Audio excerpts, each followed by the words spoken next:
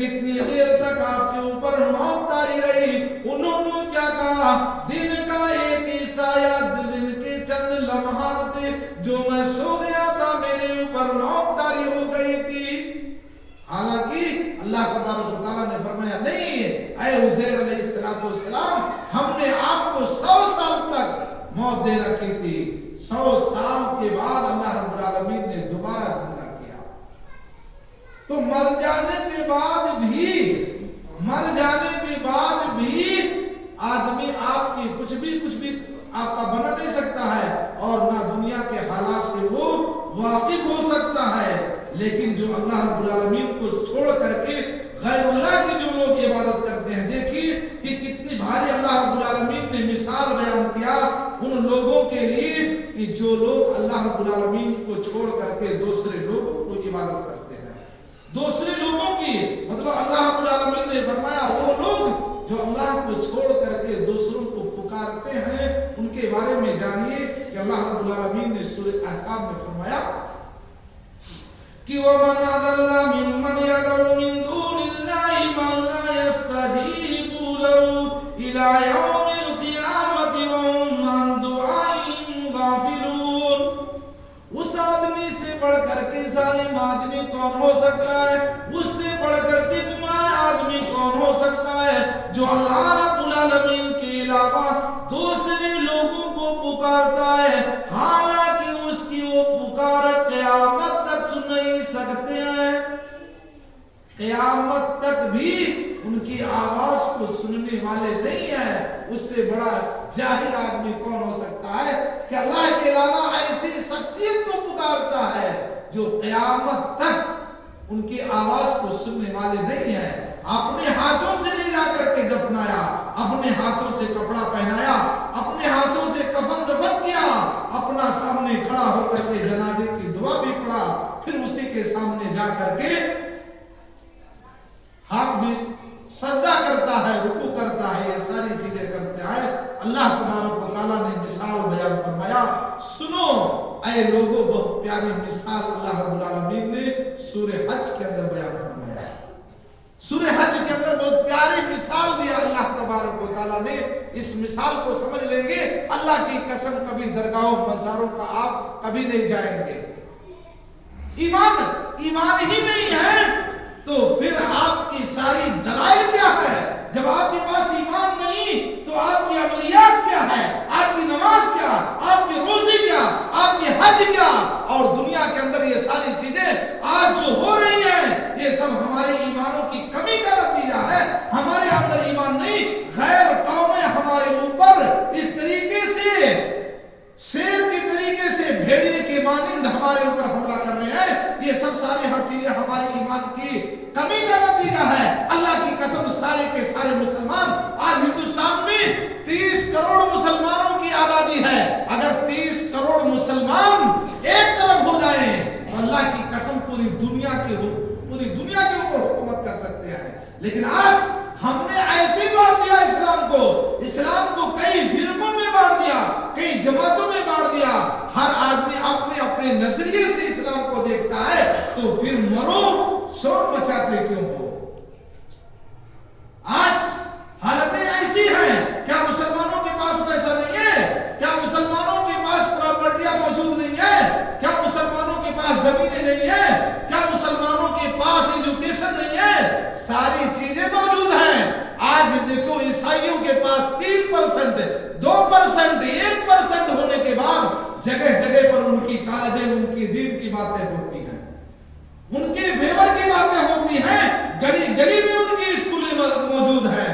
اور آج مسلمانوں کا اتنا بڑا علاقہ ہے، اتنا بڑا محلہ ہے، جس کو ہم مول بغل کے نام سے جانتے ہیں، 50,000 کی آبادی والا یہ شہر، لیکن آج مسلمانوں کے پاس کوئی ایسا اپنا اسکول نہیں ہے، کوئی ایسی یونیورسٹی نہیں ہے، ایسی کوئی کالج نہیں ہے جو ہمارے بچوں کے مستقبل کے لیے کچھ بن سکے۔ پھر چلاتے کیوں ہو؟ پھر تم اپنی آوازیں تو اٹھاتے ہو، اپنے گریبان میں جھانک کر دیکھو مسلمانوں کی تعداد کیا کم ہے۔ آج ہندوستان میں مسلمانوں کی تعداد کروڑوں کی تعداد میں ہے۔ اللہ کی قسم اگر روزانہ 1 روپیہ تم اللہ کے راستے میں نکال دو، روزانہ 30 کروڑ روپے ملیں گے اور 30 کروڑ میں ایک یونیورسٹی آرام سے قائم کیا جا سکتا ہے۔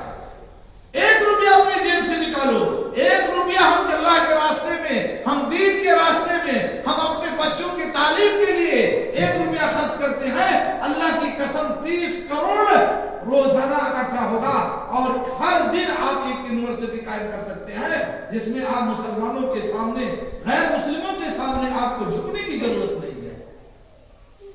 آج ہم باتیں کرتے ہیں پروڈکٹس کی، احتجاج کی، ساری چیزیں باتیں کرتے ہیں، لیکن ہم نے اپنے گریبان میں کبھی جھانک کر دیکھا؟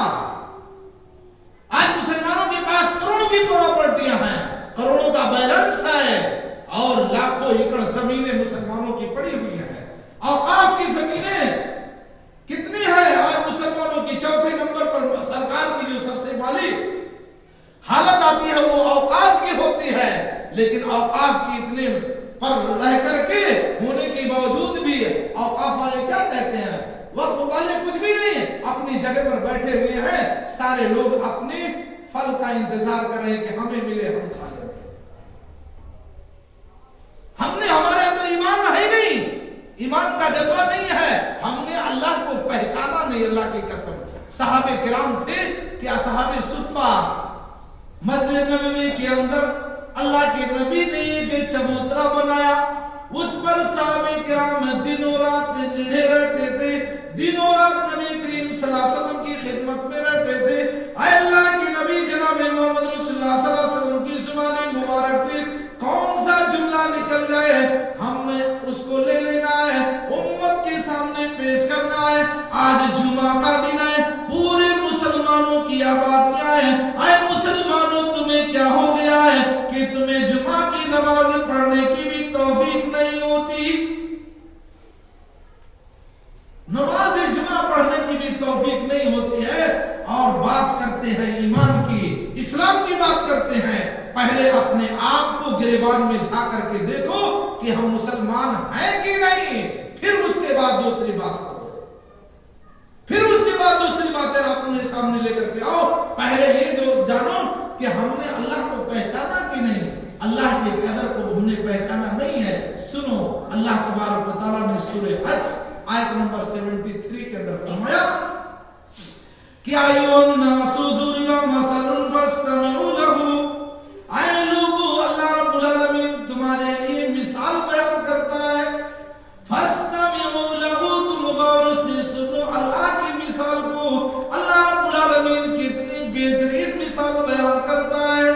یا ایھا الناس ضرب مثل فاستمعوا لہ، اے لوگو ہم تمہارے لیے مثال بیان کرتے ہیں، اپنے کانوں کو کھول کر کے سن لو۔ کیا سننا ہے؟ ان الذین تدعون من دون اللہ لم یخلقوا ذبابا لو اجتمعوا لہ۔ اللہ رب العالمین نے فرمایا ان الذین تدعون، بے شک جو لوگ پکارتے ہیں اللہ رب العالمین کو چھوڑ کر کے، یا علی المدد، یا حسین المدد کا نعرہ لگانے والے سنو۔ اللہ رب العالمین نے فرمایا ان الذین تدعون من دون اللہ لن یخلقوا ذبابا لو اجتمعوا لہ۔ اللہ رب العالمین نے فرمایا بے شک جو لوگ اللہ رب العالمین کو چھوڑ کر کے دوسروں کو پکارتے ہیں، ان پکارنے والے تو ایک مکھی کو بھی پیدا نہیں کر سکتے، مکھی کو بھی پیدا نہیں کیے ہوئے ہیں، جسے یا علی یا مدد کہتے ہیں، یا حسین المدد، یا فاطمہ المدد، یا حسین حسن کا نعرہ لگانے والوں، یا اولیاء اللہ کا نعرہ لگانے والوں۔ اللہ تعالیٰ نے کہا کہ اللہ کے علاوہ جس کو تم پکارتے ہو وہ ایک مکھی کو بھی پیدا نہیں کی ہوئی ہے، ایک مکھی کو بھی پیدا نہیں کر سکتے۔ وَيُسْلَبُهُ ذُبَابٌ شَيْئًا لَا يَسْتَنقِذُهُ مِنْهُ، اور اللہ رب العالمین نے فرمایا پیدا کرنے کی بات تو چھوڑو، وہ ایک مکھی نہیں پیدا کر سکتی۔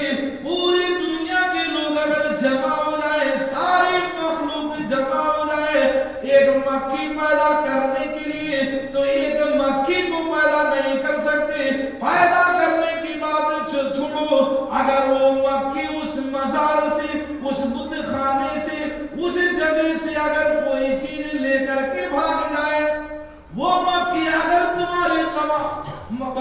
को, तुम्हारी मिठाई को, तुम्हारे फूल को, जो कुछ तुम नजरों में आपके लिए चढ़ाते हो, अगर मक्खी वहां से उठा करके लेकर के चली जाए तो कोई किसी के अंदर इतनी ताकत नहीं है कि उस मक्खी जो लेकर के चली गई है वापस लेने की ताकत किसी को नहीं। मक्खी जो लेकर के चली गई है ये औलियाउल्लाह उसको वापस लाने की भी ताकत नहीं रखते हैं, तो फिर पुकारते किसको हो? अल्लाह रब्बुल आलमीन ने फरमाया कि ज़ुवत तालिब वल मतलूब, कितने कमजोर हैं ये तलब करने वाले, ये मांगने वाले कितने कमजोर हैं, इनका ईमान कितना कमजोर है। वल मतलूब, और जिससे मांगा जाता है मांगने वाला भी कमजोर है, और जिससे मांगा जा रहा है दो के दोनों कमजोर है। ज़ुवत तालिब वल मतलूब, मांगने वाला और जिससे मांगा जाता है दो के दोनों कमजोर हालत में है। कुछ भी वो एक मक्खी के मालिक नहीं है, वो एक मक्खी को पैदा नहीं कर सकते हैं। आए लोगों मां कदरुल्लाह का कदरी, आए लोगों तुमने अल्लाह रब्बुल आलमीन की कदर नहीं की, अल्लाह रब्बुल आलमीन को तुमने पहचाना नहीं। इन्नल्लाह लक़वियुन अज़ीज़, अल्लाह रब्बुल आलमीन तो ताकतवर और गालिब है। अल्लाह को इतना कमजोर समझ लिया, ये मांगने वाला अल्लाह का कदर नहीं किया। मांगा मा कदरुल्लाह का कदरी, आए लोगों तुमने अल्लाह रब्बुल आलमीन को पहचाना नहीं, अल्लाह की तुमने कदर नहीं की जैसा कि अल्लाह रब्बुल आलमीन की कदर करनी चाहिए। तुम अल्लाह भी बोलो और इसके अलावा या मोहम्मद का नारा भी, अल मदद का नारा भी लगाओ, मोहम्मद सल्लल्लाहु अलैहि वसल्लम से मदद का वसीला भी तलब करो। फायदा क्या है तुम्हारे अंदर? ये सारी चीजें अल्लाह तबारक व तआला ने बयान फरमाया कुरान मजीद के अंदर हमें समझाने के लिए। अब चंद बातें मैं आप लोगों से मैं सवाल करूंगा, आप लोग उस चीज का सवाल का जवाब दीजिएगा 2 मिनट के अंदर। मैं उस सवाल आपसे करूंगा कि अल्लाह तबारक व तआला की ऐसी जात है जिसकी इबादत की जाए, लेकिन क्या जिसको आप पुकारते हैं अल्लाह रब्बुल आलमीन के सिवा, क्या वो आपकी आवाज को सुनता है? वो जिसको कब्र में जो वली सोया हुआ है, क्या आपकी आवाज को वो सुन सकता है? अगर वो सुन सकता है तो कितनी दूरी पर सुन सकता है? कितनी दूरी पर सुन सकता है और कितने लोगों की बातों को सुन सकता है? ये सुनने की सलाहियत अल्लाह तबारक व तआला की क्या है? वहुवा समीउल अलीम, अल्लाह रब्बुल आलमीन सुनने वाला और जानने वाला है। क्या आप जिससे सवाल करते हैं आप क्या कहते हैं? औलियाउल्लाह कब्रों में जिंदा है, औलियाउल्लाह औलियाउल्लाह ये अल्लाह के वली हैं, कब्रों में जिंदा है। क्या इनके ऊपर कभी मौत तारी नहीं होती? और जिंदा रहने की सलाहियत सिर्फ और सिर्फ अल्लाह रब्बुल आलमीन की है। अल हय्युल कय्यूम, अल्लाह जिंदा है, कभी उसको मौत आने वाली नहीं है।